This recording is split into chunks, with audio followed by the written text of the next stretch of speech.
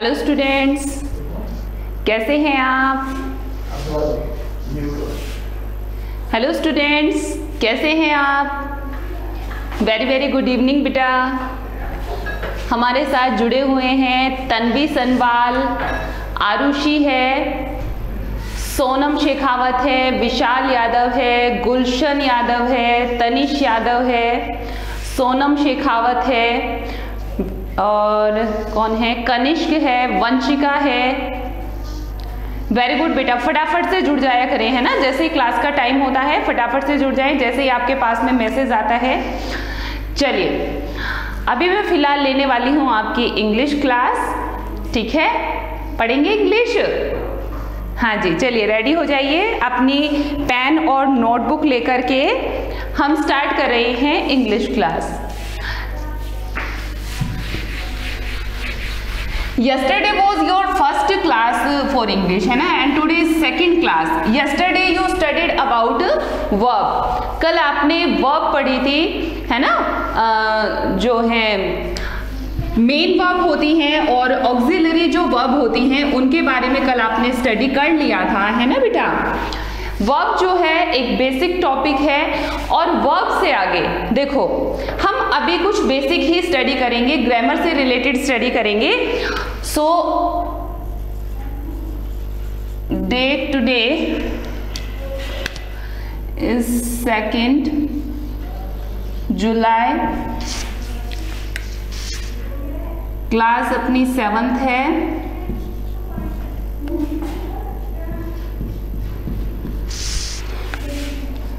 Subject English ले रही हूं मैं। विजिबल है बेटा, बोर्ड पर सब दिखाई दे रहा है आप लोगों को? बोर्ड पर दिखाई दे रहा है सभी को?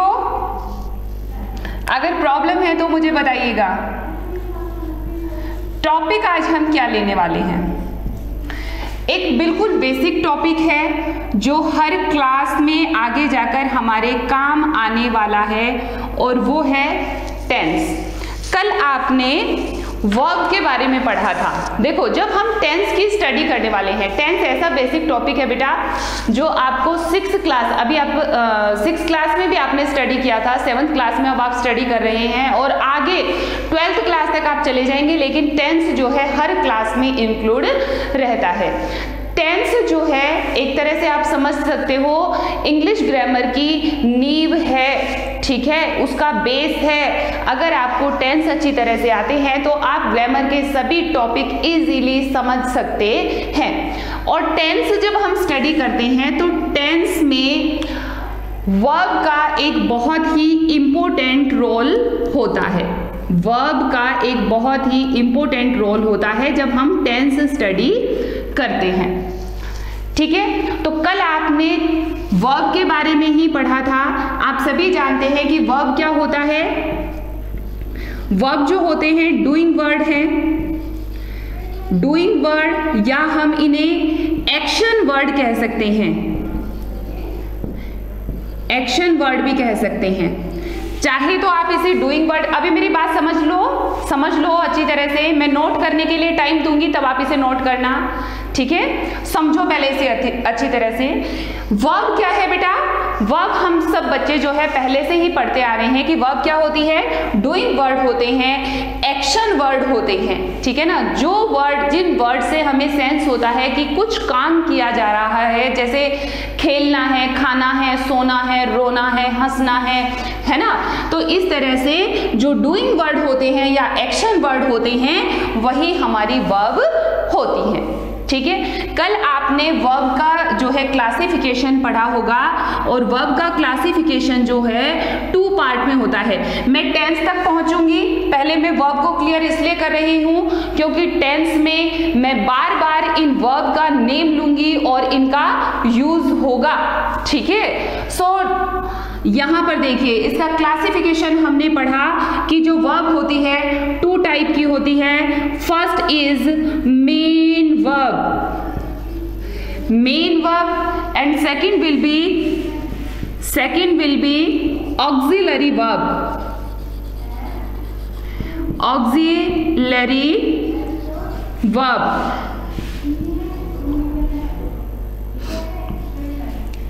टू टाइप्स की वर्ब होती हैं। फर्स्ट होती है मेन वर्ब, सेकंड होती है ऑक्सिलरी वर्ब। अब मेन वर्ब कौन सी होती है?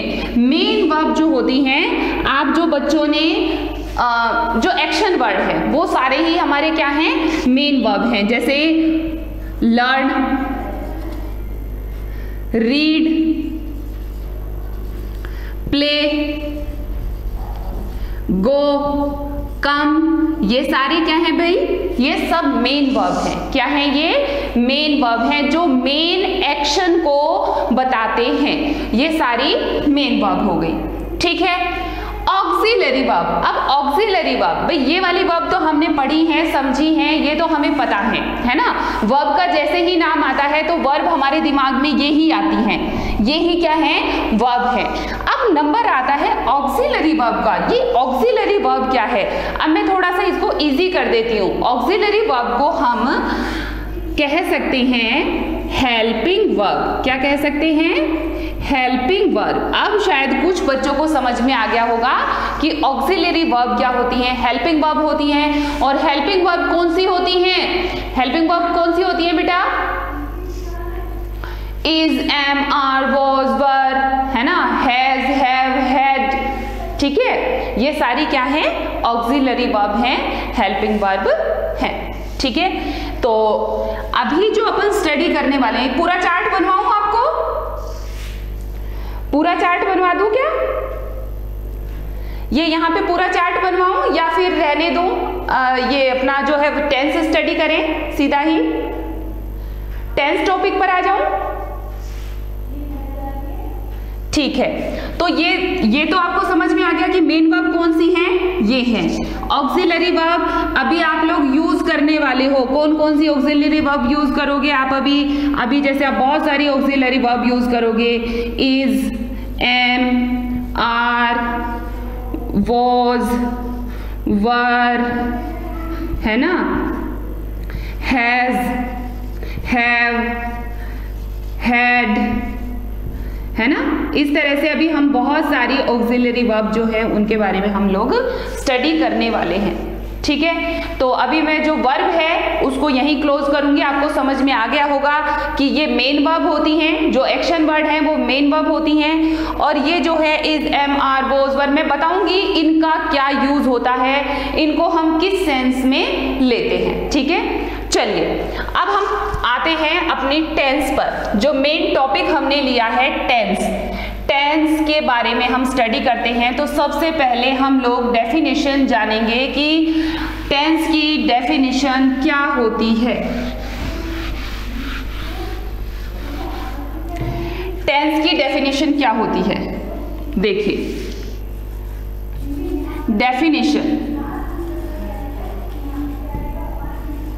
डेफिनेशन क्या होती है बेटा?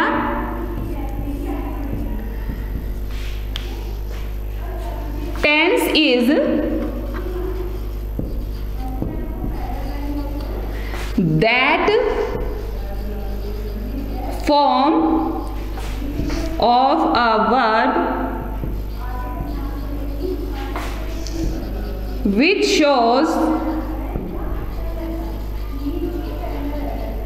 which shows not only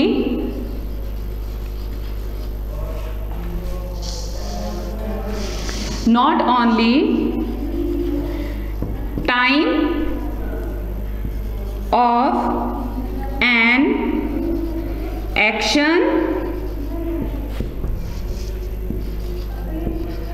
but also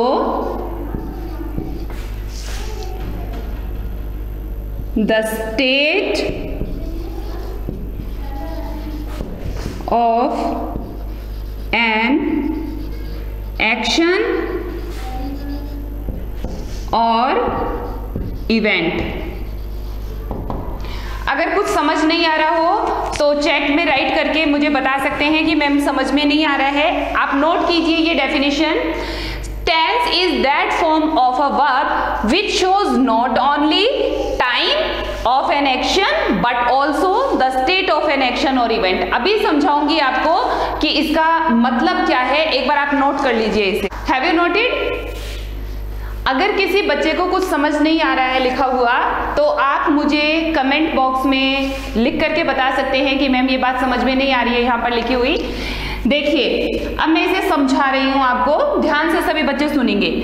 tense is that form of a verb. देखो बेटा क्या लिखा हुआ है, फॉर्म ऑफ अ वर्ब, यानी कि टेंस क्या है, form of a verb, verb की वो फॉर्म है विच shows not only time of action, जो ना केवल किसी काम का टाइम बताती है, साथ में क्या बताती है, but also the state of an action, साथ में ही काम करने की स्थिति को भी बताती है। स्टेट ऑफ एन एक्शन का मतलब होता है कार्य करने की स्थिति, ठीक है। और टाइम ऑफ एन एक्शन कार्य करने का समय, कार्य करने का समय। अब देखो मैं आपको एक एग्जाम्पल देती हूं, समझ में आएगा आप बच्चों को। देखिए मैं एक वर्ब है उसकी तीनों फॉर्म बताती हूं आपको यहां पर, गो, वेंट, गोन। समझेंगे बात को अच्छी तरह से। गो मीन जाना, वेंट मीन गया, गॉन मीन जा चुका, ठीक है। समझो पहले अच्छी तरह से बात को। गो मीन जाना, देखो यहां पर तीन वर्ब और लिख देती हूं मैं, आईएनजी वाली फॉर्म भी लिख देती हूं, गोइंग, जा रहा। गो मीन जाना, ठीक है, मुझे जयपुर जाना है, मैं जयपुर जाता हूं, ठीक है। वेंट, मैं जयपुर गया था, आई वेंट टू जयपुर, यानी कि पास्ट में काम हुआ है, ये वर्क प्रेजेंट में हो रहा है, ये पास्ट में हुआ। और जा चुका, यानी कि ये वाला जो वर्क है परफेक्ट है, कंप्लीट हो चुका है। गोइंग, जा रहा, यानी कि अभी चल रहा है या चल रहा था, ठीक है। ऐसे ही हेल्पिंग वर्ब की अगर बात करें, अभी दो वर्ब की बात करी है ना, ये तो मेन वर्ब हो गई, और अगर हेल्पिंग वर्ब की बात करें, is am are, was were, ठीक है, हैज हैव। जब हम इन हेल्पिंग वर्ब का यूज करेंगे, इज एम आर का यूज होता है, इज मीन है, एम मीन हूं, और आर मीन हैं, यानी कि इज जो है सिंगुलर नाउन के लिए और आर जो है प्लूरल नाउन या प्रोनाउन के लिए यूज होता है। वॉज वर यानी कि था या थे। ऐसे हैज हैव क्या होता है, चुका, चुका, चुकी, चुके हैं, चुका है, इसको चुका है, चुकी है, चुके हैं के लिए यूज होगा, ठीक है। हैड जो है वो कैसे यूज होगा, चुका था,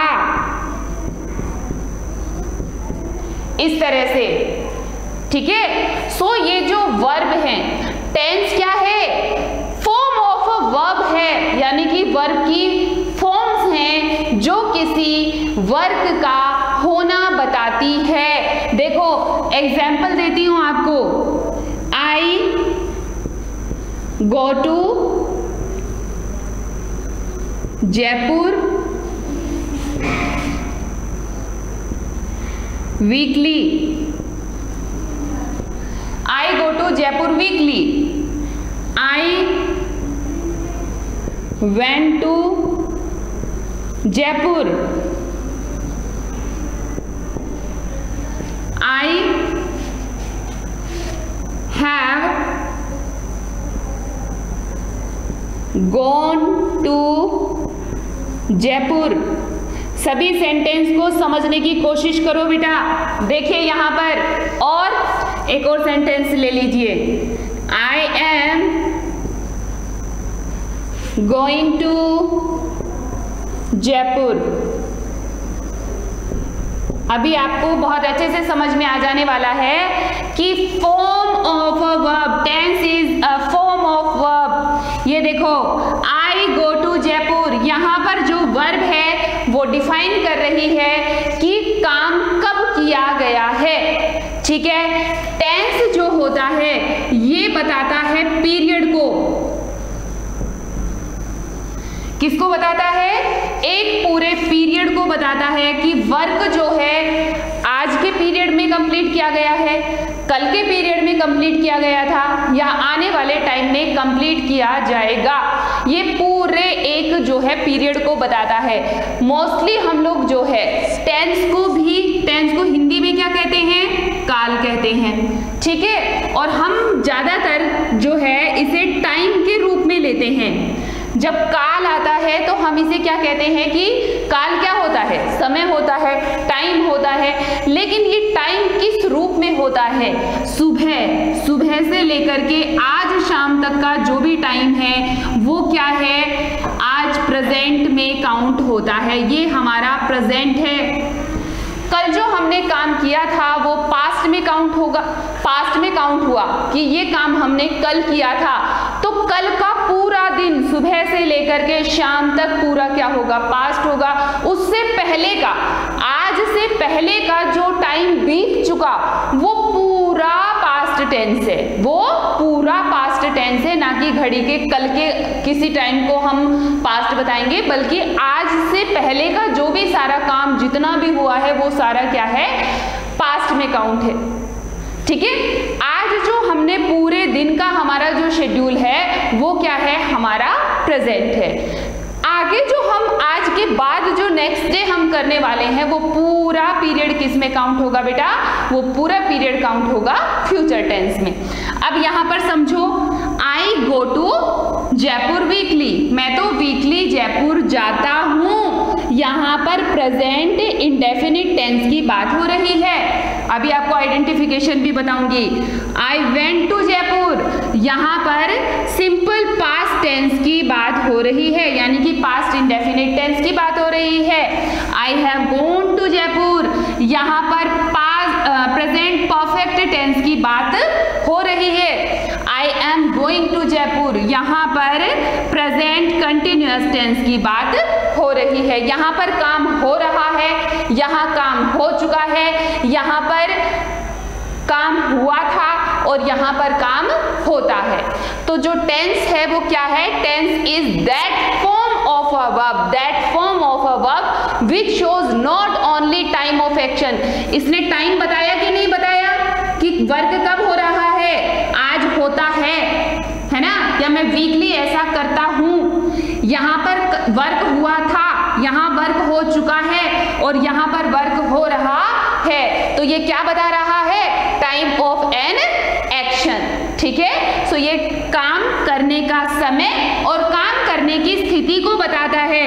आई go to Jaipur weekly, I go to Jaipur daily, I go to school daily. ठीक है, तो ये जो हम काम ये कब कर रहा है? ये तो वीकली जयपुर जाने का काम करता है, तो कार्य करने की स्थिति को भी ये बताता है। So tense is that form of a verb which shows not only time of an action but also the state of an action और event। एक्शन कह लो या इवेंट कह लो, सेम ही बात है। समझ में आया सभी बच्चों को? डेफिनेशन समझ में आई?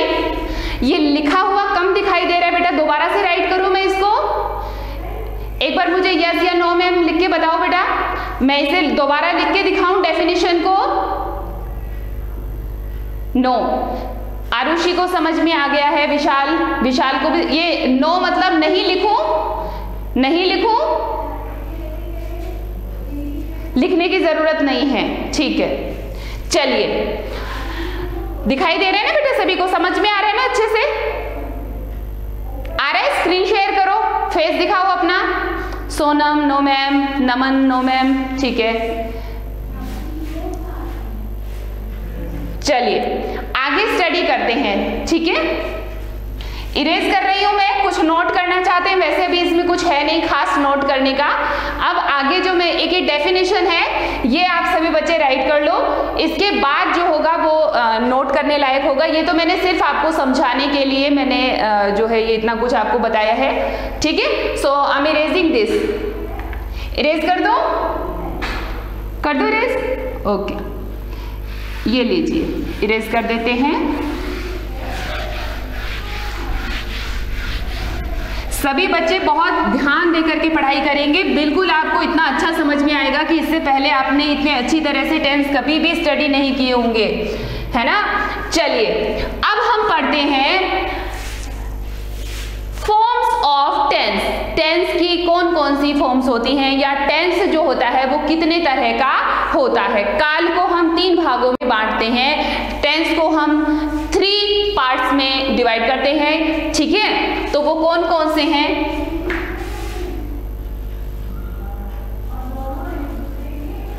टेंस कौन कौन से होते हैं? Number 1 present tense, past tense,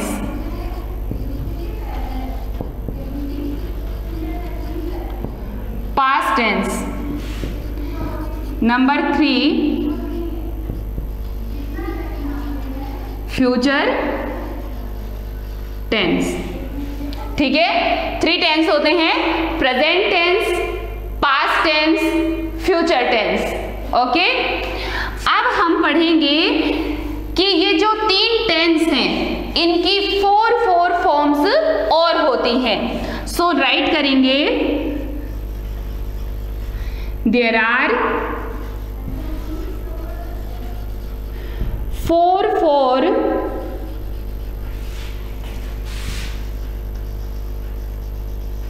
forms of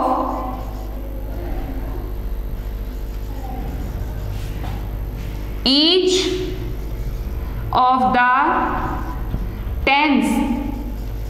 her tense की 4 फॉर्म्स होती हैं, और वो 4 फॉर्म्स कौन सी होती हैं? नंबर 1 इंडेफिनिट, फर्स्ट है इंडेफिनिट फॉर्म जिसे हम सिंपल फॉर्म भी कहते हैं। Second will be indefinite continuous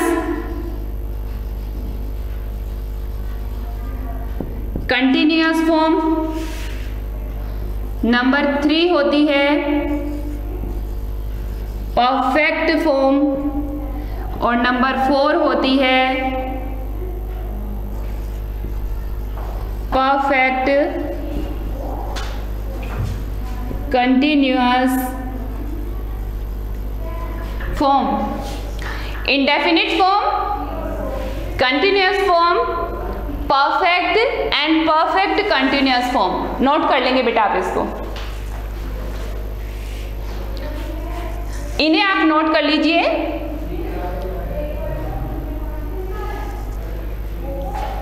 firstly about tense, present tense, past tense and future tense, and there are 4 forms of each of the tense. Which forms?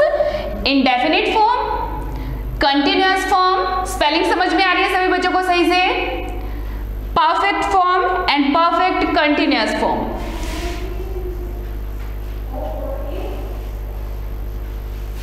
दिखाई दे रही, ठीक है बेटा? Have you noted? लिख लिया आप लोगों ने?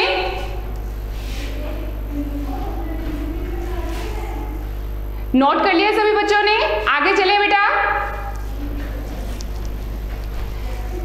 आगे चले। चलिए देखिए, अभी यहां पर मैंने बोला कि ये जो हर टेंस है भाई, प्रेजेंट टेंस है, पास्ट टेंस है, फ्यूचर टेंस है, इन सभी टेंस की 4 फोर फॉर्म्स होती हैं। तो अभी मैं आपको प्रेजेंट टेंस की बात करूंगी। यहाँ पर ये सभी बच्चे नोट कर लें इतना। इसके बाद में अब हम प्रेजेंट टेंस की बात करेंगे। प्रेजेंट टेंस के बारे में हम लोग स्टडी करेंगे। प्रेजेंट टेंस की फोर फॉर्म पढ़ेंगे कैसे होती है। पहले एक बार मैं बोल के बता देती हूँ। जैसे यहाँ पर प्रेजेंट टेंस है, फोर फॉर्म्स को कैसे इंक्लूड करेंगे। Present indefinite tense, present continuous tense, present perfect tense and present perfect continuous tense. फिर पास्ट का नंबर आएगा, past indefinite tense, past continuous tense, past perfect tense and past perfect continuous tense. Then future tense, future indefinite tense, future continuous tense, future perfect and future perfect continuous tense. I hope सभी बच्चों ने note कर लिया होगा। आगे चलते हैं बेटा प्रेजेंट टेंस की ओर। प्रेजेंट टेंस के लिए आज हम स्टडी करेंगे। बिल्कुल आज अपना जो प्रेजेंट है इससे रिलेटेड मैं आपको कुछ सेंटेंस भी दूंगी, जितना मैं आपको बताऊंगी सॉल्व करना। देखिए आते हैं प्रेजेंट इंडेफिनिट। फर्स्ट टेंस आज हम स्टडी कर रहे हैं और वो है present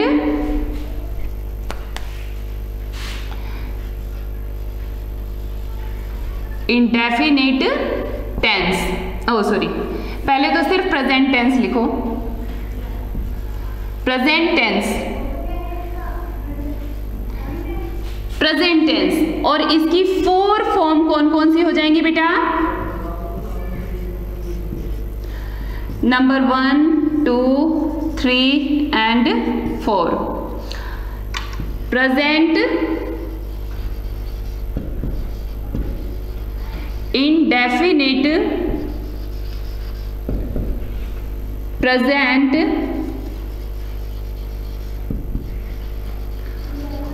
continuous, present perfect and present perfect continuous. ये लो बेटा फोर फॉर्म हो गई हैं। Present indefinite, present continuous, present perfect and present perfect continuous tense. ठीक है, ये प्रेजेंट टेंस की फोर फॉर्म हो गई हैं। अभी मैंने आपको बताया था for each tense has four form. हर टेंस की फोर फॉर्म होती हैं, तो प्रेजेंट टेंस की ये फोर फॉर्म हो गई है। ठीक है, अब हम पढ़ेंगे प्रेजेंट इंडेफिनिट टेंस के बारे में। ठीक है, आगे चले बेटा। नोट कर लिया है? वेरी गुड, फटाफट से नोट कर लीजिए। वेरी गुड, फटाफट से नोट कर लेंगे।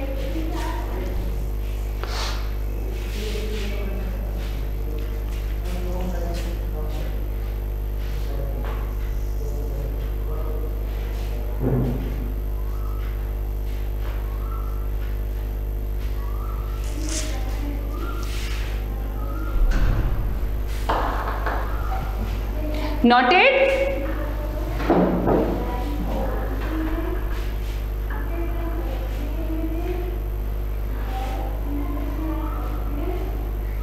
चलिए आगे चलते हैं प्रेजेंट इंडेफिनिट के लिए स्टडी करेंगे। अभी देखो बेटा, हम लोग कौन सी लैंग्वेज यूज करते हैं? हिंदी लैंग्वेज यूज करते हैं। ठीक है, इंग्लिश सीखने के लिए हमें क्या करना होता है? हम क्या करते हैं, हिंदी सेंटेंसेस को इंग्लिश में ट्रांसलेट करने की कोशिश करते हैं। ठीक है, तो यहाँ पर मैं प्रेजेंट इंडेफिनिट टेंस ले रही हूँ। अगर मैं इसे सिर्फ इंग्लिश टू इंग्लिश बताती हूँ तो शायद आपको वो चीज़ें कम समझ में आएंगी, आपको नहीं समझ में आएगा। लेकिन अगर मैं इसको हिंदी से जोड़कर पढ़ाऊंगी तो आपको ये बहुत अच्छे से समझ में आ जाने वाला है। टेंस जो है ना केवल ये ग्रामेटिकल स्टडी के लिए, बल्कि ये जो टेंस है ये हमारे स्पोकन में भी बहुत ही हेल्पफुल होते हैं। ठीक है, तो प्रेजेंट इंडेफिनिट को हम जो है हिंदी में भी जानेंगे और इंग्लिश में भी जानेंगे। तो मैं यहाँ पर इसकी हिंदी में आइडेंटिफिकेशन बताऊंगी और इंग्लिश में भी आइडेंटिफिकेशन बताऊंगी। अगर हिंदी सेंटेंस है उसको आप कैसे पहचानोगे? आप किन सेंटेंसेस को प्रेजेंट इंडेफिनिट का मानोगे। तो यहां पर लिखते हैं अपन आइडेंटिफिकेशन। आइडेंटिफिकेशन, आइडेंटिफिकेशन, आइडेंटिफिकेशन होता है पहचान, और पहचान हम सबसे पहले करेंगे हिंदी में। हिंदी में किन सेंटेंसेस को आप मानोगे कि ये प्रेजेंट इंडेफिनिट के हैं, तो आपको वो सेंटेंस जिनके लास्ट में ता है, ती है, ते हैं और ता हूं in the last of sentence, in the last of sentence.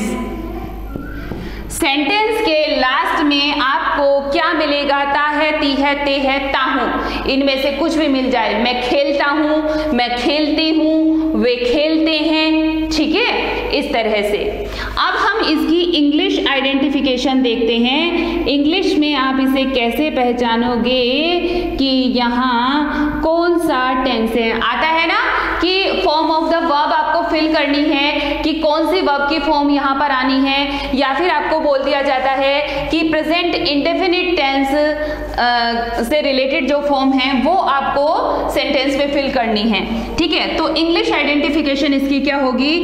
हम इसे पहचानेंगे सेंटेंस में डायरेक्ट आपको लिखी हुई मिलेगी वर्ब की फर्स्ट फॉर्म या वर्ब की फर्स्ट फॉर्म के साथ में एस और ईएस लिखा हुआ मिलेगा, या तो ये मिलेगा या फिर आपको एक सेकंड जो कंडीशन होती है उसमें आपको मिलता है डू या डज लिखा हुआ।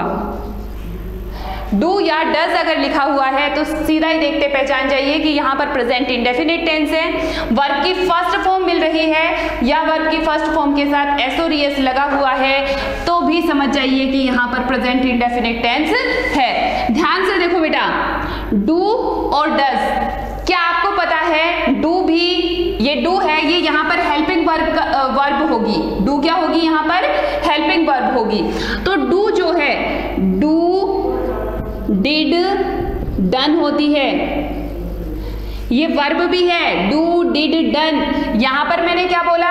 वर्ब की फर्स्ट फॉर्म, तो डू क्या हो गई? वर्ब की फर्स्ट फॉर्म। यहां मैंने क्या बोला? वर्ब की फर्स्ट फॉर्म के साथ एस या ईएस, तो यहां डू के साथ ईएस लग गया ना, तो ये क्या बन गया? डज बन गया। ध्यान रखना, डूज नहीं होता, डज होता है, ठीक है। कई बच्चे दिमाग लगाएंगे कि डू के साथ ईएस लग गया तो डूज, नहीं, डूज नहीं होता, डज होता है, ठीक है ना। तो ये समझ में आ गया यहां तक सभी बच्चों को? अब देखिए, अब बेटा हम लोग जो हैं यहां पर मैंने दो कंडीशन रखी हैं, या तो वर्ब की फर्स्ट फॉर्म मिलेगी या वर्ब की फर्स्ट फॉर्म के साथ एस और ईएस मिलेगा, या तो डू मिलेगा या डज मिलेगा, ठीक है। अब मैं 2 रूल्स राइट करवाऊंगी आपको, वो रूल्स आपको बताएंगे कि कहां पर ओनली वर्ब की फर्स्ट फॉर्म यूज होनी है और कहां पर वर्ब की फर्स्ट फॉर्म के साथ एस और ईएस यूज होगा। तो रूल नंबर 1, रूल 1 क्या होगा? With I, we, you, they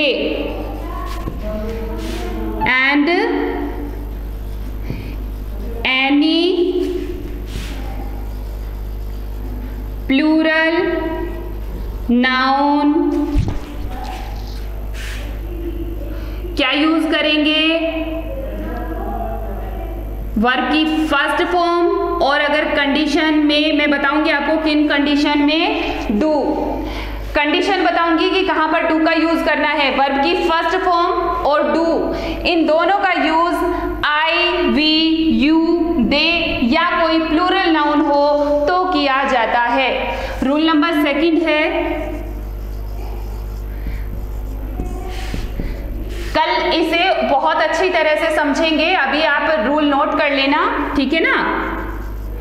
with he, she, it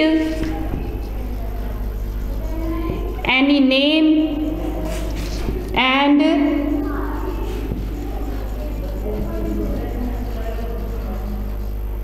singular noun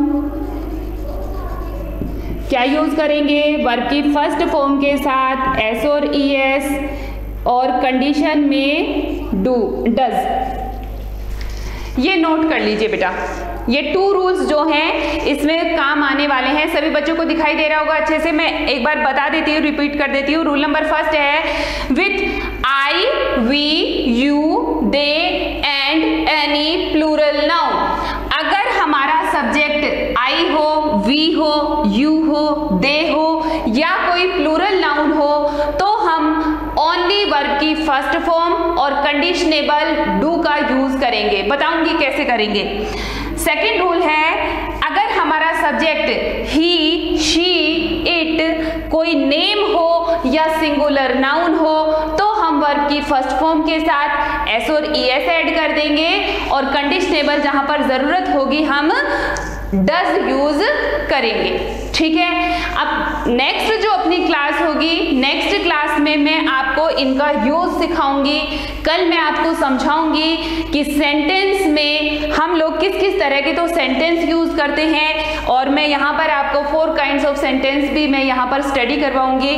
साथ में ही मैं आपको हर वर्ड का आइडेंटिफिकेशन सिखाऊंगी कि जो सेंटेंस हम यूज कर रहे हैं उसमें कैसे हर वर्ड को आइडेंटिफाई करते हैं। ठीक है, अब हम 7th क्लास में हो गए हैं तो हमें जरूरत है एक अच्छी नॉलेज की।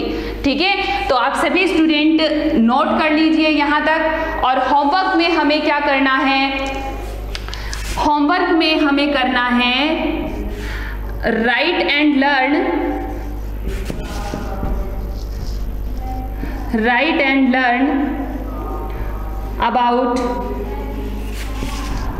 टेंस। ये जो आज मैंने इंफॉर्मेशन आपको दी है ये राइट और लर्न करनी है, प्लस आपको क्या करना है, सभी बच्चे ध्यान दें, आज से डेली आपको 20 फॉर्म ऑफ द वर्ब, भाई टेंस हम स्टडी कर रहे हैं तो वर्ब का बार बार यूज होगा, इसलिए हमें क्या करना है, राइट एंड लर्न 20 वर्ब्स। ठीक है, सो बेटा अपनी क्लास कंप्लीट हो चुकी है। Tomorrow we will see again. Okay, so thank you, bye, have a nice day.